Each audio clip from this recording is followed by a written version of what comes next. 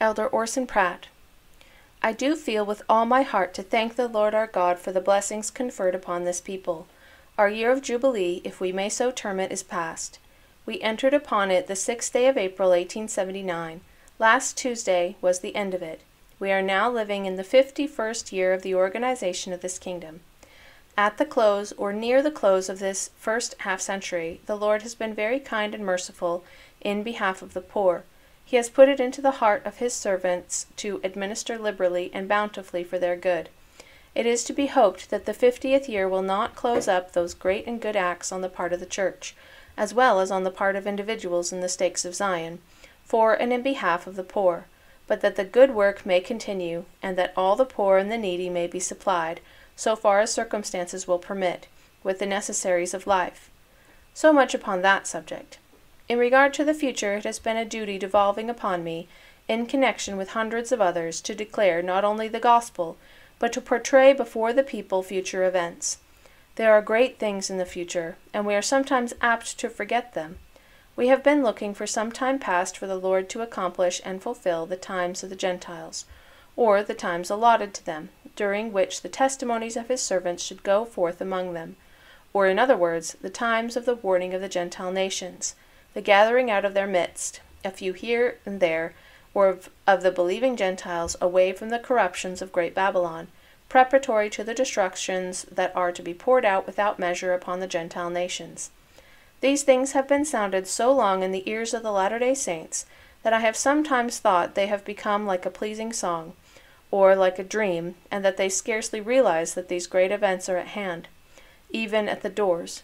But if we can depend upon the word of the Lord, if we can depend upon the predictions recorded in the Scriptures of truth, if we can depend upon modern revelation which God has given, there is a time of tribulation, of sorrow, of great judgment, of great wrath and indignation, to come upon the nations of the earth, such as has not been since the foundation of the world. And these things are not far off, but are near at hand. And who in that day that has any sympathy in their hearts, any feelings of humanity, but will mourn and sorrow over the calamities that will fall upon the nations? I know that these things are true. I have known these things ever since the autumn of 1830, and I know that God will fulfill his word, and that the day is almost at our doors, when God will pour out his indignation without measure upon the nations of the earth, and they will be swallowed up with judgments and calamities of all kinds and descriptions. I have sometimes reflected upon a new witness that the Lord seems to have brought to light by the opening of the great pyramid of Egypt. There are many things revealed by the opening of that pyramid, nearly 30,000 years after it was built, that are great and marvelous, so far as I can understand them. There seems to be a prophetic spirit running through the construction of all that vast superstructure, pointing forward to the very end. Among the great events clearly portrayed by that pyramid was the organization of this church on the 6th of April, 1830. This is expressed in the construction of the great step in the grand gallery of that pyramid. Time was measured in that ascending gallery by sacred cubit inches.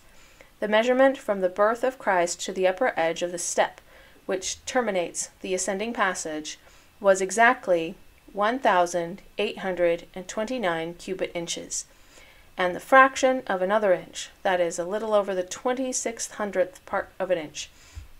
Allowing 1 year to a cubit inch, it gives the 6th of April, 1830, as the exact time, corresponding to the upper edge of the grand step. At this point, the gallery ceases to ascend, and the passage becomes horizontal. This points out the very period of time when the church was organized, and the very day and month and year. 61 cubit inches are measured off from that point to a horizontal direction until you come to the great impending wall, the end of the gallery. What that means I do not pretend to know. It may mean the closing up of the times of the Gentiles. 61 years from the organization of the church brings us, according to the pyramidal testimony, to the end of something. Whether these pyramidal symbols are divine or not, there is one thing I do know is true, namely that the generation in which the fullness of the gospel, the Book of Mormon, was wrought forth, is the generation that will close up the times of the Gentiles.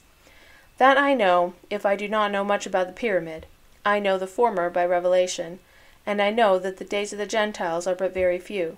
The end of the dispensation to them is now drawing very near to a close. God has revealed this work. His arm was made bare in the restoration of this church. His arm was made bare in sending his angels from heaven to restore the everlasting priesthood and authority to the children of men. His power was made manifest in the organization of the kingdom that must stand forever. These things are not a matter of opinion with me. I know them to be true. God revealed them to me in my youth. I have known them from that day to this, and the work of God will prosper, will prevail, will accomplish that whereunto it is sent, until every nation under heaven shall receive sufficient warning. And then will come the terrible, the great downfall of great Babylon. Awake, therefore, O ye inhabitants of Zion, awake to the importance of your duties. Awake to the duties of the everlasting priesthood which has been conferred upon you by the servants of the living God. Seek after God with all your hearts, with all your souls, and with all your might, mind, and strength, that you may be prepared for the events that are in the future, not only to be preserved when the great desolations of Babylon shall take place, but also to be partakers in all the blessings ordained to be bestowed upon Zion in the latter days. Awake, for the redemption of Zion is very near, when the people shall possess again their inheritances upon the promised land, when this people shall erect unto the Lord a house, and build up that city called Zion, wherein the glory of our God shall be made manifest upon all the inhabitants that are counted worthy to dwell in the midst thereof. May God bless this conference and the Latter-day Saints everywhere, upon the mountains, in the valleys, and throughout the territories where they dwell, that the Spirit of the living God may be with us, with our wives, with our children, and with all who desire to serve the living God, that the destroyer may be rebuked from our midst, that we may rise up as the children of Zion and do the work which the Lord our God requires at our hands. Amen.